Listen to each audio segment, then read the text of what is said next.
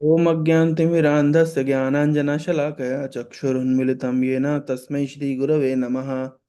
नमः विष्णुपादाय कृष्णप्रेष्ठाय भूतले श्रीमते भक्तिवेदान्तस्वामिनिति नामिने। नमस्ते सारस्वते देवे गौरवाणी प्रचारिणे निर्विशेषशून्यवादी पाश्चात्यदेशतारिणे। वाञ्छाकल्पतरुभ्यश्च कृपा सिन्धुभैव च पतितानां पावनेभ्यो वैष्णवेभ्यो नमो नमः। जय श्री कृष्ण चैतन्य प्रभु नित्यानंद श्री अद्वैत गदाधर शिवासादि गौर भक्त वृंद। हरे कृष्णा कृष्ण कृष्ण हरे हरे, हरे राम राम राम हरे हरे। हरे कृष्णा, आप सभी का स्वागत है आज के इस सत्र में। आज एक बड़ा इंटरेस्टिंग सेक्शन हम चर्चा करेंगे। जैसे कि हम सभी जानते हैं कि श्रीमद् भागवतम का प्राकट्य कैसे हुआ। तो बेसिकली श्रील व्यासदेव, जिन्होंने बहुत सारे शास्त्र को कंपाइल किया, वेदों को कंपाइल किया, उपनिषद पुराण महाभारत इत्यादि, ये सब कंपाइल करने के बाद में भी वो सेटिस्फाइड नहीं थे। वो ही वॉज नॉट कंटेंट ना। तो तब नारद मुनि ने उनको बताया कि क्योंकि आपने भगवान कृष्ण की कीर्ति का गान नहीं किया है, इसलिए आप असंतुष्ट हैं, आपके हृदय में सेटिस्फेक्शन नहीं है। और कई बातें बोली हैं, हमने सेक्शन पहले भी चर्चा किया है। नारद मुनि बोले कि जो शास्त्र भगवान की कीर्ति का गान नहीं करते हैं, जगत पवित्रम प्रगणित कर ही चित, ऐसी कीर्ति जो जगत को पवित्र करती है, तो इस प्रकार का जो शास्त्र है, वो इस प्रकार का साहित्य जो है, वो कौओं का तीर्थ है। तद वायसम तीर्थम उशंति मानसा न यत्र हंसा निर्मंत्य शिक्षा। और उसमें हंस लोग रुचि नहीं लेते हैं। इसी प्रकार से इसी प्रकार से उन्होंने कहा कि भले ही कोई साहित्य जिसमें हो सकता है कि बहुत पोएटिक एरर हो, ग्रामेटिकल एरर हो, है ना, लेकिन फिर भी अगर वो भवानी कीर्ति का गान करता है तो शृण्वन्ति गायन्ति गृणन्ति साधव। एक बहुत अच्छी बात नारद मुनि व्यासदेव को बोले थे कि नैष्कर्म्यम अपि अच्युत भाव वर्जितम न शोभते अलम निरंजनम। मतलब कि नैष्कर्म्यम अपि, कोई व्यक्ति अगर मुक्ति की बातें करता है, ज्ञान की बातें करता है ना, तो मुक्ति और ज्ञान के विषय के जो चर्चा है ना, निरंजनम, या ऐसे विषय जो प्रकृति के गुणों से परे हैं, है ना, लेकिन वो भी अगर अच्युत भाव वर्जितम, अगर उसमें भगवान अच्युत का भाव नहीं है, if it is devoid of Krishna consciousness. Achyut मतलब कृष्ण का नाम है अच्युत। अच्युत भाव वर्जितम मतलब ऐसा ज्ञान जो प्रकृति के गुणों से परे है, निरंजनम, लेकिन अच्युत भाव वर्जितम, लेकिन उसमें भी भगवान अच्युत की भावना नहीं है, कृष्ण की भावना नहीं, कृष्ण भावनामृत नहीं है, कृष्ण कॉन्शियसनेस नहीं है, कृष्ण भक्ति नहीं है, कृष्ण विषयक चिंतन मनन नहीं है, चर्चा नहीं है, तो न शोभते, वो शोभा नहीं देता। फिर सेंस ग्रेटिफिकेशन और उससे संबंधित ज्ञान का तो कहना ही क्या, है ना, कर्म और इंद्रिय तृप्ति, फिर उसका तो कहना ही क्या, जो कि प्रकृति के गुणों के अधीन है। हाँ, प्रकृति से, प्रकृति के गुणों से मुक्त ज्ञान, और अवस्था, लेकिन अगर अच्युत भाव वर्जित है, उसमें कृष्ण भावनामृत नहीं है, तो न शोभते, वो भी शोभा नहीं देती है। इस प्रकार से नारद मुनि ने श्रील व्यासदेव को समझाया। और व्यासदेव ने अपनी स्पिरिचुअल मैच्योरिटी में ये श्रीमद् भागवत का कंपाइलेशन किया। मैच्योरिटी में, है ना, उनका आध्यात्मिक मैच्योरिटी में। इसका मतलब है कि बाकी जितने शास्त्र लिखे गए हैं, वो व्यासदेव ने परफेक्ट मैच्योरिटी में नहीं लिखे हैं, परफेक्ट रियलाइजेशन के साथ नहीं लिखे हैं, लेकिन श्रीमद् भागवतम परफेक्ट मैच्योरिटी के साथ लिखा गया है। ये एक बहुत इंपॉर्टेंट एस्पेक्ट है। अब यही श्रीमद् भागवतम का कंक्लूडिंग फेज कैसा आता है। तो कंक्लूडिंग फेज में हम देखते हैं कि श्रील व्यासदेव भगवान नाम के संकीर्तन का महत्व बताते हैं। नाम संकीर्तनम यस्या सर्व पाप प्रणाशनम, प्रणामो दुख शमनस तम नमामि हरि परम। श्रीमद् भागवतम का ये आखिरी श्लोक है। नाम संकीर्तनम यस्य सर्व पाप प्रणाशनम, प्रणामो दुख शमनस्तम नमामि हरि परम। तो अभी देखिए कितना इंटरेस्टिंग है, रिसेंटली मैंने गौरांग प्रभु को एक रील देखा था, बहुत अच्छा उन्होंने पॉइंट इसको कवर किया, कि समस्त वैदिक साहित्य का सार है निगम कल्प तरोर गलितम फलम, वैदिक वांग्मय का, वैदिक वांग्मय रूपी कल्प वृक्ष का पका हुआ फल है ये श्रीमद् भागवत। श्रीमद् भागवतम व्यासदेव की कंप्लीट मैच्योरिटी का फल है। ये श्रीमद् भागवतम, आ, जब भगवान कृष्ण कृष्ण स्वधाम उपगते धर्म ज्ञानादि भी सहा, जब कृष्ण अपने स्वधाम में चले गए, उनके साथ धर्म ज्ञान आदि चला गया, तो कलयुग के लोगों को दिशा दिखाने के लिए इस पुराण रूपी सूर्य का उदय हुआ। तो श्रीमद् भागवतम का जो महत्व है वो वैदिक साहित्य में कितना ऊंचा, आप समझ सकते हैं कि समग्र वैदिक साहित्य का ये सार है। सारम सारम ऐसा कर, है ना, श्रीमद् भागवतम सार, एग्जैक्टली मुझे श्लोक याद नहीं है। सारम सारम भागवतम, कौन सा श्लोक है ये? ये है, मिल गया। सर्व वेदांत सारम ही श्रीमद् भागवतम इष्यते, तदसामृत तृप्तस्य नान्यत्र स्याद् रति क्वचित्। Shrimad Bhagavatam is declared to be the essence of all Vedanta philosophy. One who has felt satisfaction from its nectarian mellow will never be attracted to any other literature. इतना महत्व है श्रीमद् भागवतम का।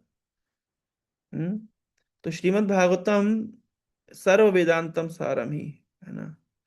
इसी प्रकार से आ, एक और श्लोक में बताया गया है। हाँ,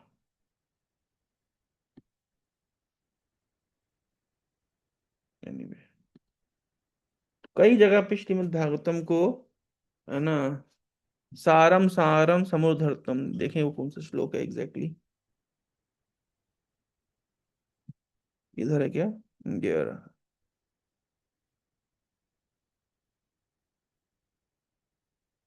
यस, फर्स्ट कैंटो का श्लोक है।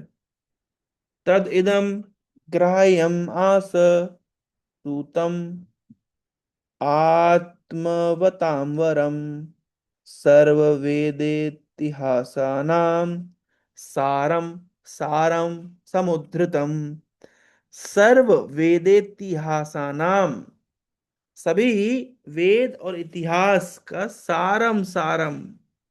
जैसे टोन्ड मिल्क समझते हैं ना, टोन्ड मिल्क क्या होता है? टोन्ड मिल्क में उसमें से मलाई, फैट्स को अलग कर लिया जाता है। डबल टोन्ड मिल्क क्या होता है? कि फैट अलग कर लिया और जो कुछ भी बचा उससे वो भी अलग कर लिया, जो बचता है टोन्ड मिल्क है। तो समझ लीजिए, सर्व वेद, वैदिक साहित्य केवल एक वेद, कल मैं एक सुन रहा था पॉडकास्ट में, बहुत अच्छी बात बोली गई कि वेद कोई एक किताब नहीं है, वेद तो पूरी लाइब्रेरी है। जैसे लोग बोलते हैं ना कि आपके धर्म में हिंदुओं, मुसलमानों का कुरान है, क्रिश्चियन का बाइबल है, सरदारों का, सिखों का गुरु ग्रंथ साहिब है, हिंदुओं का कौन सा ग्रंथ है? तो हिंदुओं का जो ग्रंथ है ना, वैदिक साहित्य इसको कहते हैं ना, वैदिक literature, books of knowledge, not book of knowledge, books of knowledge, पूरी लाइब्रेरी है। वेद इतिहास, तो तो बोल रहे हैं सर्व वेद इतिहासानाम सारम सारम समुद्रतम ना। अगर भागवतम जो है ना, कंप्लीट क्रीम है, क्रीम की क्रीम है, आफ्टर एक्सट्रैक्टिंग द क्रीम, तो जो बच गया है वो क्या है? वो है डबल टोन मिल्क। वैदिक literature without Bhagavatam is double tone milk. तो बोल रहे हैं कि ये क्या है? Vyasdev delivered it to son who is the most respected among self-realized after extracting the cream of all Vedic literature and history of the universe. तो है ना, सर्व वेद इतिहासानाम सारम सारम समुद्धृतम। तो ये महत्व है श्रीमद् भागवतम का। तो देखिए कैसे कैसे बता रहे हैं, सारम सारम समुद्रतम, it is the cream of all Vedic literature, सार है, सर्व वेदांत शास्त्र ही श्रीमद् भागवतम इष्यते, सभी वेदांत का सार है श्रीमद् भागवतम। निगम कल्प तरोर गलितम फलम, कल्प, वैदिक वांग्मय रूपी कल्प वृक्ष का पका हुआ फल है श्रीमद् भागवतम। और कृष्ण सुधाम उपगते, कृष्ण अपने धाम में जब गए तो ज्ञान और धर्म भी उनके साथ चला गया। तो एक समाज को राह दिखाने के लिए किसका प्राकट्य हुआ? श्रीमद् भागवत का प्राकट्य हुआ। तो आप समझ सकते हैं श्रीमद् भागवतम कितना महत्वपूर्ण ग्रंथ हो सकता है। उस श्रीमद् भागवतम को कंक्लूड कैसे किया जाता है? नाम संकीर्तनम यस्य सर्व पाप प्रणाशनम। नाम संकीर्तन यानी सभी वैदिक साहित्य का कंक्लूजन है श्रीमद् भागवत। श्रीमद् भागवत का कंक्लूजन है नाम संकीर्तन। अब इंटरेस्टिंगली आप देखिए, श्रीमद् भागवतम के 11वें कैंटो में 5th चैप्टर में हम देखते हैं निमि महाराज और नवयोगेंद्रों का संवाद होता है। ये नवयोगेंद्र कौन है? तो भगवान ऋषभ देव के 100 पुत्र हुए, जिसमें से सबसे बड़े पुत्र थे भरत। 9 पुत्र हुए, और 9 पुत्र हुए क्षत्रिय। 81 पुत्र हुए कर्मकांडीय ब्राह्मण। और बचे 9 पुत्र बने नव योगेंद्र। तो टोटल कितने हो गए?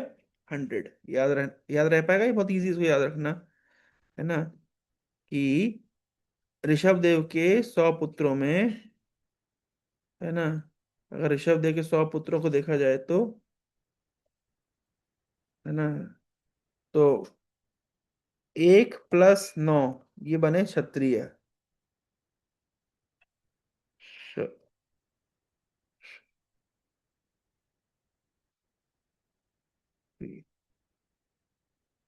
और 81 बने कर्म कांडी ब्राह्मण। और बचे कौन? 9। तो बचे जो 9 बचे वो बने योगेंद्र।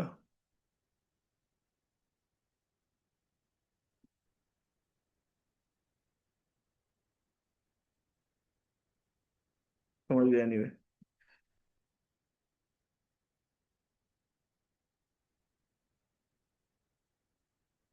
9 बचे नव योगेंद्र।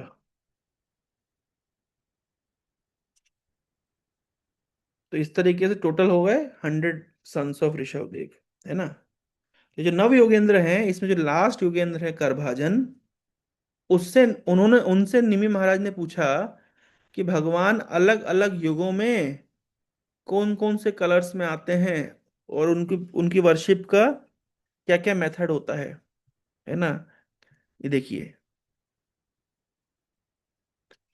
नव योगेंद्र से ये प्रश्न पूछ रहे हैं।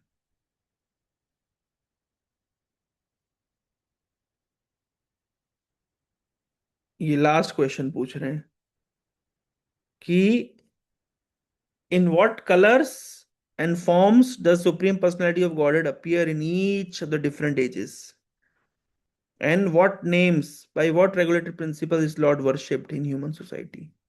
और इसके बाद में करभाजन ऋषि उत्तर दे रहे हैं कि भगवान है ना, चारों युग में आते हैं। त्रेता युग, सतयुग, त्रेता युग, द्वापर युग, कलयुग में अलग अलग कलर्स होते हैं, various complexions, names, forms, and thus worshipped by various processes। सतयुग में भगवान आते हैं वाइट कलर में, 4 आर्म्ड होते हैं, मेटेड लॉक्स होता है, गारमेंट ऑफ ट्री बार्क पहनते हैं, है ना, ब्लैक डार्क स्किन होती है, सीक्रेट थ्रेड होता है। ये सब क्या है? भगवान का युग अवतार। एक ब्रह्मचारी के रूप में आते हैं भगवान। त्रेता युग में भगवान यज्ञ अवतार के रूप में आते हैं। अलग अलग उनके नाम हैं। इस तरीके से पूरा वर्णन, त्रेतायाम रक्त वर्णौ सौ। त्रेता युग में भगवान रेड कलर में आते हैं, उनकी 4 भुजाएं होती है, गोल्डन हेयर होता है, ट्रिपल बेल्ट होता है ना, embodying the knowledge of worship of sacrificial performance. Rig Sama Yajurvedas का उनको ज्ञान होता है। उनके सिंबल्स होते हैं लेडल, स्पून, और जो भी चीजें लगती है सेक्रीफाइस में, यज्ञ में। इस प्रकार से भगवान आते हैं। और फिर उनकी जो उनकी पूजा की पद्धति क्या होती है? त्रेतायाम यजतो मखई विष्णुर यज्ञ, है ना, यज्ञ किया जाता है। द्वापर में भगवान श्याम वर्ण में होते हैं, पीतवास होते हैं, श्रीवत्स होते हैं, और, है ना, इस प्रकार से Dvapara personality Godhead appears in dark blue complexion, wearing yellow garments. Lord's transcendental bodies mark with Srivatsa and he manifest personal. तो इस प्रकार से तो भगवान कृष्ण के रूप में प्रकट होते हैं। और उन समय उनकी पूजा करने का तरीका क्या होता है कि वेदास और तंत्रों के माध्यम से वर्शिपिंग होती है बड़े बड़े मंदिरों में। द्वापरे परिचर्यायाम। अब क्वेश्चन उठा, कलयुग में भगवान कौन से रूप में आते हैं? तो जो हमारे गौड़ीय वैष्णव फिलॉसफी का क्रक्स है ना, कि भगवान किस रूप में आते हैं? कृष्ण वर्णम तुषा कृष्णम संगोपंगस्त्र पार्षदम यज्ञ संकीर्तन प्रयजंती ही सुमेधसा। अब यहाँ पे इंटरेस्टिंग बात क्या है कि कृष्ण वर्णम, भगवान का ये जो अवतार है हर समय कृष्ण कृष्ण बोलेगा। शरीर का रंग क्या होगा इनका? तुषा अकृष्णम। शरीर का रंग कैसा है इन भगवान का? वो कृष्ण जैसा नहीं है, काला नहीं है। कौन सा रंग है भाई? तो भी तीन कलर, दो पहले युग अवतारों में लाल रंग की चर्चा हो गई, सफेद रंग की चर्चा हो गई, श्याम वर्ण की चर्चा हो गई। अभी कौन सा रंग बचा है? तो अगर आप कभी देखेंगे गर्ग मुनि ने भगवान कृष्ण का नामकरण संस्कार किया, कहाँ पे किया? एक गौशाला में किया। क्यों किया गौशाला में? क्योंकि गर्ग मुनि यदुओं के पुरोहित हैं। और अगर कंस को पता चल जाएगा कि यदु के पुरोहित ने नंद के बेटे का नामकरण किया तो समस्या हो जाएगी, पता चल जाएगा। इसलिए उन्होंने कहाँ पे किया? उन्होंने गौशाला के अंदर छुपे छुपे छुप छुप के किया। और जब नंद महाराज की गोद में कृष्ण को रखा गया तो उन्होंने बोला कि योर सन कृष्णा, है ना, आपका जो कृष्ण ये जो पुत्र है ना, appears in incarnation in every millennium, हर युग में आता है ये। और ये कौन कौन सा कलर लेता है? वाइट, रेड, येलो और ब्लैक। तो करभाजन ने बता दिया, त्रेता युग सतयुग में भगवान व्हाइट कलर में आते हैं, त्रेता युग में रेड कलर में आते हैं, द्वापर में ब्लैक में आए। तो कलयुग में कौन सा कलर बच गया? येलो। कलयुग में कौन सा कलर बच गया? येलो। यही बात यहाँ पे बोल रहे हैं कि भाई कलयुग में भगवान येलो कलर में आते हैं। मतलब जब वो तीन कलर में तो नहीं आते तो बचा कौन सा कलर? पिशा अकृष्णम, तो कौन सा कलर बचा? तो येलो कलर बचा, गोल्डन कलर बचा। और अकेले नहीं आते हैं, संग उपंग अस्त पार्षदम, श्री कृष्ण चैतन्य प्रभु नित्यानंद श्री अद्वैत गदाधर श्रीवास आदि गौर भक्त वृंद को लेके आते हैं। और उनकी पूजा पद्धति क्या है? उनकी आराधना इस युग में कैसे की जाती है? संकीर्तन यज्ञ से की जाती है। कौन करता है? सुमेधसा, जो बुद्धिमान व्यक्ति है वो भगवान की आराधना संकीर्तन यज्ञ से करता है। अभी आप देखिए, समग्र वैदिक साहित्य का कंक्लूजन है श्रीमद् भागवतम। और श्रीमद् भागवतम का कंक्लूजन है नाम संकीर्तन। और उस नाम संकीर्तन को प्रोपोगेट करने के लिए कौन आते हैं? भगवान श्री चैतन्य महाप्रभु आते हैं।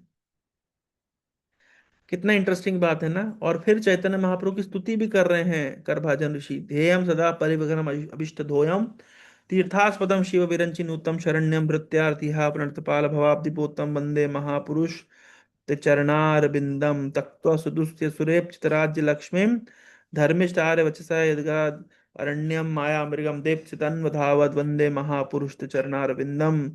इस प्रकार से महाप्रभु का वर्णन कर रहे हैं, महाप्रभु का गुणगान करते हुए बोल रहे हैं कि इस युग में व्यक्ति को सबसे ज्यादा लाभ कैसे प्राप्त होता है? नाम संकीर्तन से प्राप्त होता है।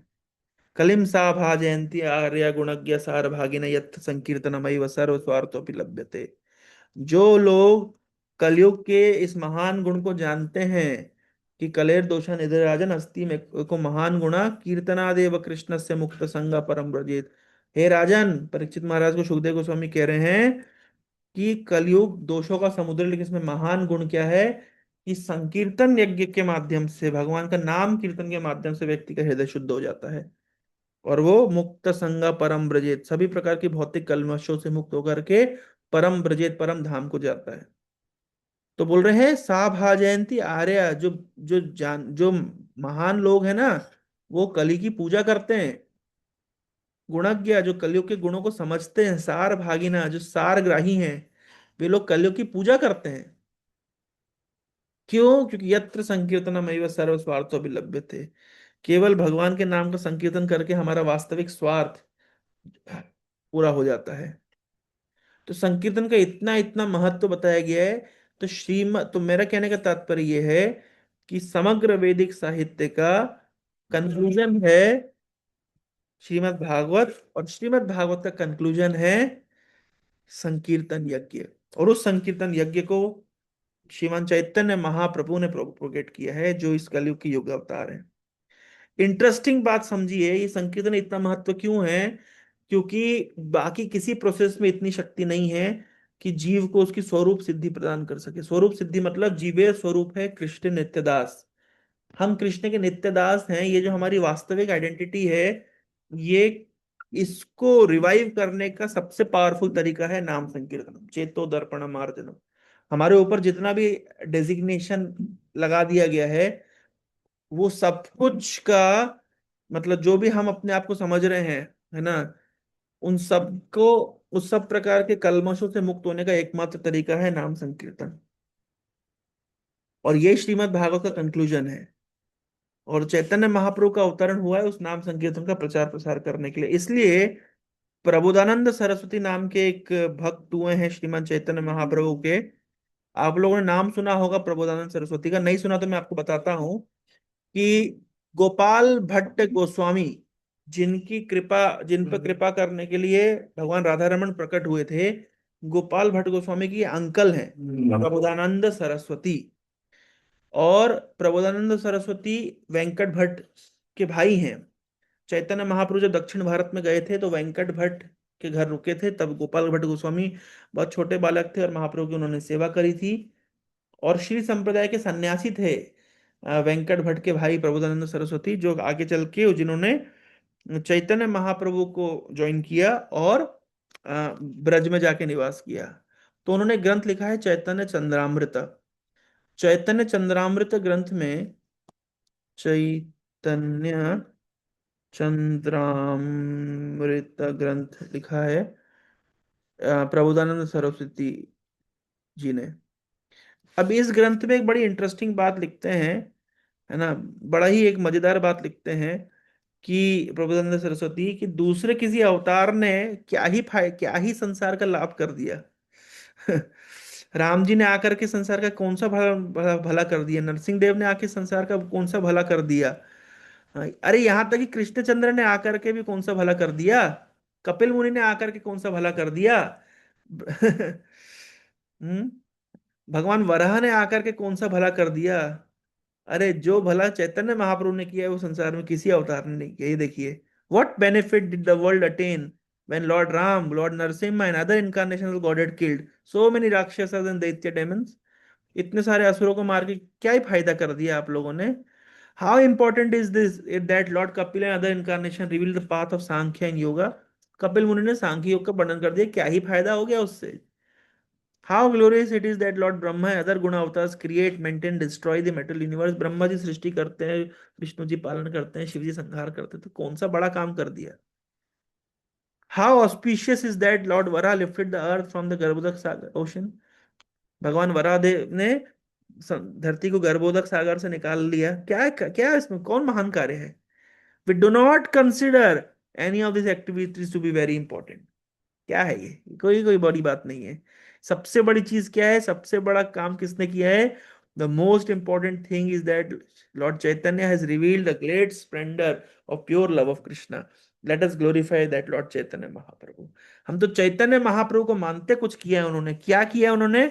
उन्होंने कृष्ण प्रेम प्रदान किया है जीव को इस संकीर्तन के माध्यम से। तो हम इनको महत्व देते हैं। बाकी हमको राम जी ने क्या किया, नरसिंह देव ने क्या किया, कपिल मुनि ने क्या किया, ब्रह्मा जी ने और दूसरे गुणावतारों ने क्या किया, वरादेव ने क्या किया, कोई खास काम नहीं किया, कोई मजा नहीं आया। जो कार्य चैतन्य महाप्रभु ने किया है कि जीव को कृष्ण प्रेम प्रदान करना, जो उसका वास्तविक स्वरूप है, जीवेर स्वरूप है कृष्ण नित्यदास, यही वास्तविक मुक्ति है। हित्वा अन्यथा रूपम स्वरूपेण व्यवस्थिति। ये काम चैतन्य महाप्रभु ने किया। और कैसे किया है, किस माध्यम से किया है? नाम संकीर्तन के माध्यम से किया। ये नाम संकीर्तन क्या है?